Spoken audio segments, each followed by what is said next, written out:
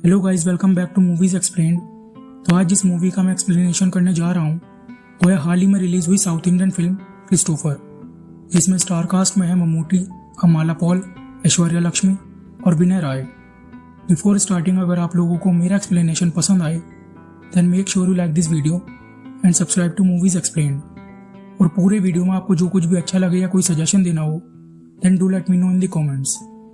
तो मूवी के स्टार्टिंग में हमें तिरुवनंतपुरम के सेंट्रल जेल का सीन दिखाया जाता है, जहां हरिकुमार नाम के एक सुपरिटेंडेंट का आज रिटायरमेंट होता है और उसकी जगह शाजी नाम के एक सुपरिटेंडेंट की पोस्टिंग होती है, जिसे अभिलाष ने भेजा होता है। हरिकुमार शाजी को बताता है कि अभिलाष सर ने उसकी बहुत मदद की है और उनकी वजह से ही उसने सिर्फ 1 महीने में अपने रिटायरमेंट फंड से 5 गुना ज्यादा पैसे कमाए। जिसके बाद हरिकुमार शाजी को एक कैदी से मिलवाने ले जाता है और उसे बताता है कि उस कैदी को वहां किसी भी चीज की कमी नहीं होनी चाहिए। उसका खाना पीना कपड़े सब बाहर से आते हैं और साथ ही उसे बताता है कि वो एक खतरनाक कैदी है और वो जेल में अंदर बैठे बैठे बाहर कुछ भी कर सकता है। हरिकुमार शाजी को उस कैदी से मिलवाता है, जहां शाजी उसे अभिलाष का एक खत देता है, जिसमें अभिलाष ने लिखा होता है कि शाजी अभिलाष का आदमी है और उस पर भरोसा कर सकता है। जिसके बाद कहानी कुछ महीने पहले कोची में दिखाई जाती है, जहां पुलिस स्टेशन में एक औरत अपने पड़ोस में रहने वाली 2 लड़कियों के गुमशुदा होने की रिपोर्ट लिखवाने आती है, जिनमें से बड़ी लड़की का नाम विद्या होता है जो खाना डिलीवर करने का काम करती है, और छोटी लड़की का नाम कविता होता है जो 7th क्लास में पढ़ती है। आगे वो औरत पुलिस वालों को बताती है कि विद्या और कविता बहनें हैं और कविता के ट्यूशन के बाद विद्या उसे लौटते समय घर ले आती है। तभी पुलिस वाले के पास किसी का फोन आता है और वो कुछ पुलिस वालों और उस औरत को अपने साथ चलने के लिए कहता है। जिसके बाद वो लोग एक जगह पर पहुंचते हैं जहां एक स्कूटी पड़ी होती है और एक आदमी पुलिस को एक्सीडेंट की खबर देता है, और यह आदमी उसी लड़की के वार्ड का एक काउंसलर होता है। तब वो पुलिस वाला अपने सीनियर को इस बात की जानकारी देता है कि 2 लड़कियां मिसिंग हैं और उनके घर से 2 किलोमीटर दूर उनकी स्कूटी मिली है और आसपास के किसी भी हॉस्पिटल में एक्सीडेंट की कोई केस नहीं मिला। जिसके बाद अगले दिन कुछ लोगों को झाड़ियों में एक लड़की की डेड बॉडी मिलती है, जहां हमें पता चलता है कि पिछली रात जब विद्या अपनी छोटी बहन कविता को स्कूटी से लेकर लौट रही थी, तब कुछ हमलावरों ने उसे किडनैप करके उसके साथ बुरी तरह रेप किया, जिसमें उसकी मौत हो गई और उसकी छोटी बहन कविता हॉस्पिटल में गंभीर हालत में एडमिट है। जिसके बाद पुलिस वाले उसकी डेड बॉडी को पोस्टमार्टम के लिए भेज देते हैं। इस घटना से पूरे इंटरनेट और सोशल मीडिया पर रेपिस्ट के खिलाफ विरोध शुरू हो जाता है और सब लोग उन दोनों लड़कियों के लिए न्याय की मांग करते हैं। विरोध प्रदर्शन को बढ़ता देख कोची के सीएम कविता के लिए सबसे बेस्ट ट्रीटमेंट देने की बात करते हैं और इस केस को इन्वेस्टिगेट करने के लिए क्रिस्टोफर को असाइन करते हैं। आगे क्रिस्टोफर बच्ची से मिलने हॉस्पिटल जाता है, जहां वार्ड काउंसलर से उसे पता चलता है कि उसकी कंडीशन अच्छी नहीं है और उसका बचना भी मुश्किल है। जब क्रिस्टोफर बच्ची से मिलता है तब वो उसके चेहरे और शरीर पर काटने और चोट के निशान देखता है। क्रिस्टोफर बच्ची को उठाने की कोशिश करता है, लेकिन वो कोई रिस्पॉन्स नहीं देती और उसकी भी मौत हो जाती है। जिसके बाद न्यूज में पता चलता है कि कोची सिस्टर रेप केस के मुख्य आरोपी सुदीप राजन और उसके 4 साथियों को पुलिस ने पकड़ लिया। सुदीप राजन एक पावरफुल और अमीर आदमी का बेटा होता है। पुलिस वाले सुदीप से इन्वेस्टिगेट करते हैं और कहते हैं कि सुदीप उस लड़की का पीछा करता था और उससे पूछते हैं कि उस रात क्या हुआ था। जहां सुदीप उन्हें बताता है कि उस रात जब विद्या कविता को लेकर स्कूटी से वापस घर जा रही थी, तब वो और उसके दोस्तों ने आकर एम्बुलेंस से उनकी स्कूटी का एक्सीडेंट कर दिया और उन्हें किडनैप करके उनके साथ बुरी तरह रेप किया। सुदीप बताता है कि उसने विद्या को पहले ही प्रपोज किया था, लेकिन विद्या ने उसे मना कर दिया, जिसकी वजह से उसे ये सब करना पड़ा और उसे नहीं पता था कि उस वक्त विद्या की छोटी बहन भी उसके साथ होगी। जिसके बाद क्रिस्टोफर सुदीप और उसके साथियों को क्राइम सीन पर लेकर आता है, जहां उन्होंने विद्या की लाश दफनाई थी। दरअसल ये पुलिस वालों का सुदीप राजन का एनकाउंटर करने का एक प्लान होता है और वो उससे वहां से भागने के लिए कहते हैं। जब सुदीप और उसके साथी वहां से भागने लगते हैं तब क्रिस्टोफर उन्हें गोली मारकर उनका एनकाउंटर कर देता है। जिसके बाद पूरे सोशल मीडिया पर लोग क्रिस्टोफर के सपोर्ट में उतर आते हैं कि उसने उन्हें मारकर सही किया, उन रेपिस्ट को मरना ही चाहिए था। लोग क्रिस्टोफर की तारीफ करते हैं और उसे भगवान मानने लगते हैं। जिसके बाद हाई कोर्ट इस केस से जुड़ी सभी फाइलों की रिपोर्ट सबमिट करने को कहती है, जिस पर सीएम क्रिस्टोफर पर इंक्वायरी शुरू करवाने की मंजूरी दे देते हैं। इंक्वायरी के दौरान होम सेक्रेटरी बीना क्रिस्टोफर को सस्पेंड करने की मांग रखती है और कहती है ये पहली बार नहीं है जब क्रिस्टोफर ने किसी को मारा हो, जिस पर सीएम कहते हैं कि सस्पेंशन मुश्किल है क्योंकि सोशल मीडिया और पार्लियामेंट मेंबर्स के बीच क्रिस्टोफर बहुत मशहूर है। सीएम क्रिस्टोफर का पक्ष लेते हुए कहते हैं कि उसे इंक्वायरी के दौरान छुट्टी पर भेज दो। तब डीजीपी सीएम से कहता है कि उन्हें इस केस की इंक्वायरी एडीजीपी असगर को सौंप देनी चाहिए और साथ ही इस केस को एक फेमिनिस्ट एंगल देने के लिए इन्वेस्टिगेटिंग ऑफिसर एक लेडी होनी चाहिए, जिस पर सीएम भी डीजीपी की बात से सहमत हो जाते हैं। आगे हम देखते हैं एडीजीपी असगर इस केस की इन्वेस्टिगेटिंग ऑफिसर एसीपी सुलेखा को चुनते हैं, जहां बीना सुलेखा से कहती है कि इन्वेस्टिगेशन ट्रांसपेरेंट और फेयर होनी चाहिए।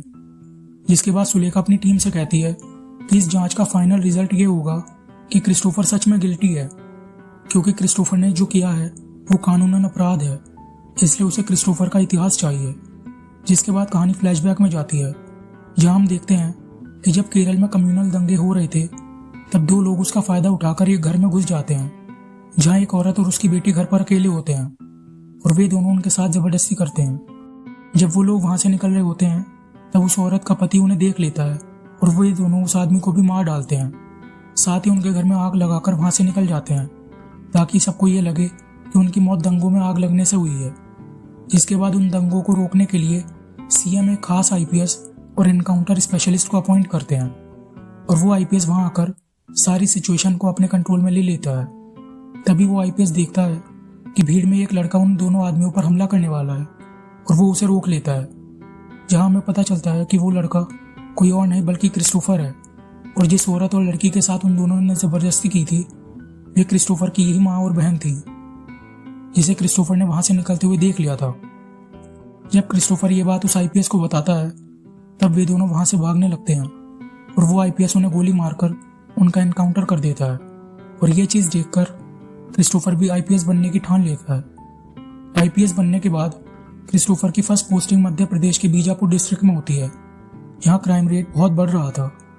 तब क्रिस्टोफर वहां आकर सबका एनकाउंटर करना शुरू कर देता है और सभी लोगों के बीच बहुत फेमस हो जाता है, जहां उसका साथ उसका दोस्त इस्माइल देता है और वो दोनों मिलकर क्राइम को जड़ से खत्म कर देते हैं। देखते ही देखते क्रिस्टोफर लोगों का मसीहा बन जाता है। आगे अभिलाष क्रिस्टोफर की हिस्ट्री जानने के लिए सुलेखा को बीना से मिलने के लिए बोलता है।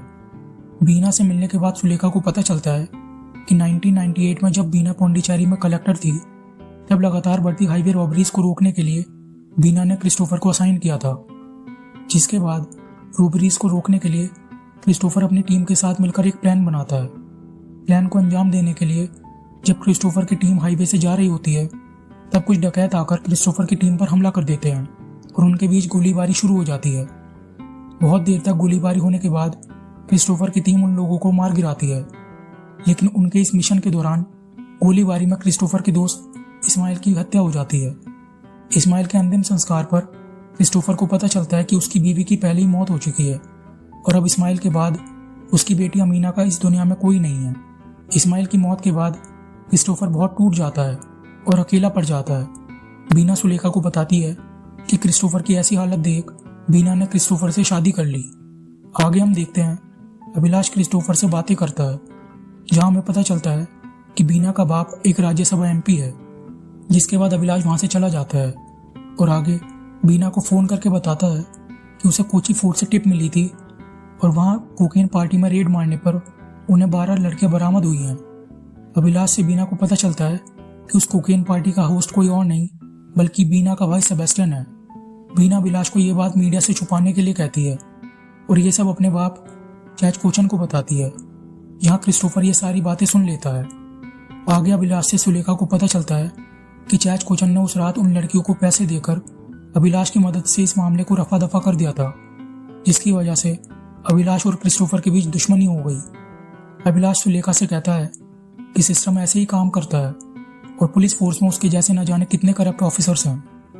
आगे क्रिस्टोफर और अभिलाष के बीच बातचीत कम हो गई, जिसके बाद वे दोनों 7-8 महीने बाद कोची में 3 लड़कियों के एक मिसिंग केस पर मिलते हैं, जहां क्रिस्टोफर अभिलाष से पूछता है कि क्या उसके साले सेबेस्टियन का उस केस के बाद किसी और क्राइम में नाम आया। क्रिस्टोफर बातों ही बातों में अभिलाष को बताता है कि 4 महीने पहले एक लड़के ने ड्रग्स के नशे में अपने कुत्ते को क्रशर में फेंक दिया था, जिसके बाद चैच कोचन ने उस खबर को पैसे देकर दबा दिया। अभिलाष क्रिस्टोफर से पूछता है कि उसका इन 3 लड़कियों के मिसिंग होने से क्या लेना देना।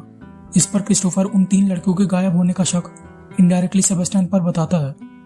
जिसके बाद हम देखते हैं अगले दिन क्रिस्टोफर पूरी पुलिस फोर्स के साथ सेबेस्टियन के ठिकाने पर छापा मार देता है, जहां उसे मूर्तियां तोड़कर उनमें गायब हुई लड़कियों के बाल और बाकी शरीर के टुकड़े मिलते हैं। क्रिस्टोफर के सेबेस्टियन को गिरफ्तार करने के बाद क्रिस्टोफर का ससुर चैच कोचन उसे सेबेस्टियन को छोड़ने के लिए कहता है, लेकिन क्रिस्टोफर वहां से चला जाता है।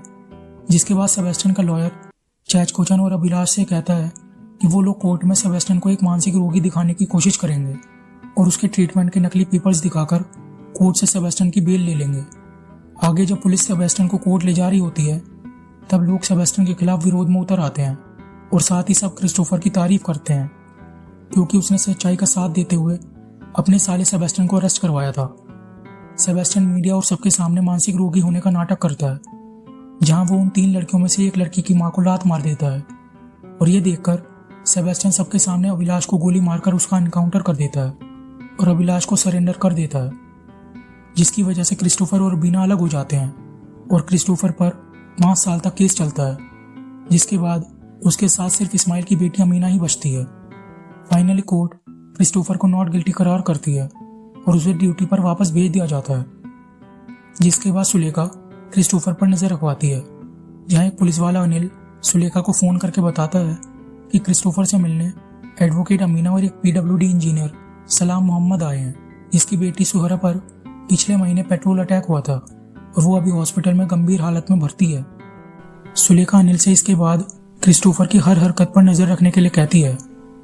आगे अमीना क्रिस्टोफर को बताती है कि बीनू सुदर्शन, जो कि एक शराब कारोबारी का बेटा है, उसने सुहरा को 4 महीने पहले प्रपोज किया था, लेकिन सुहरा ने उसे मना कर दिया। जिसके बाद बीनू उसका पीछा करने लगा। अमीना के कहने पर सुहरा ने पुलिस कंप्लेन भी की, लेकिन सुदर्शन के आदमियों ने वहां आकर उस मामले को रफा दफा कर दिया। जिसके बाद बीनू ने बदला लेने के लिए सुहरा के घर जाकर उस पर पेट्रोल डालकर आग लगा दी। सलाम क्रिस्टोफर से कहता है कि वो एक बार हॉस्पिटल जाकर सुहरा से मिल ले, क्योंकि यही उसकी आखिरी इच्छा है। जिसके बाद हम देखते हैं क्रिस्टोफर हॉस्पिटल जाकर सुहरा से मिलता है और उसकी ऐसी हालत देखकर उसे इंसाफ देने के बारे में सोचता है। दूसरी तरफ अनिल ये सारी इन्फॉर्मेशन सुलेखा को देता है और सुलेखा क्रिस्टोफर पर 24 घंटे निगरानी रखवाती है, क्योंकि उसे पता होता है कि क्रिस्टोफर जरूर कुछ करेगा और बीनू सुदर्शन की जान अब खतरे में है। सुलेखा के लोग क्रिस्टोफर के घर पर नजर रखते हैं, लेकिन क्रिस्टोफर उन्हें धोखा देकर वहां से निकल जाता है। आगे अनिल ट्रैफिक कंट्रोल में देखकर सुलेखा को बताता है कि क्रिस्टोफर अभी एयरपोर्ट के लिए निकला है। जिसके बाद सुलेखा एयरपोर्ट पर पहुंचती है और क्रिस्टोफर की सारी फुटेज देखती है, जिसमें उसे पता चलता है कि Christopher Vijay group of companies के एयरक्राफ्ट में 20 मिनट पहले हैदराबाद के लिए निकला है।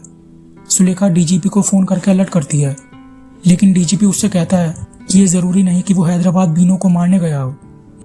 गाइस, इस मूवी का एक्सप्लेनेशन बड़ा होने के कारण मैंने इसे 2 पार्ट में डिवाइड कर दिया है, तो आगे का एक्सप्लेनेशन आप लोग पार्ट 2 पर क्लिक करके देख सकते हैं।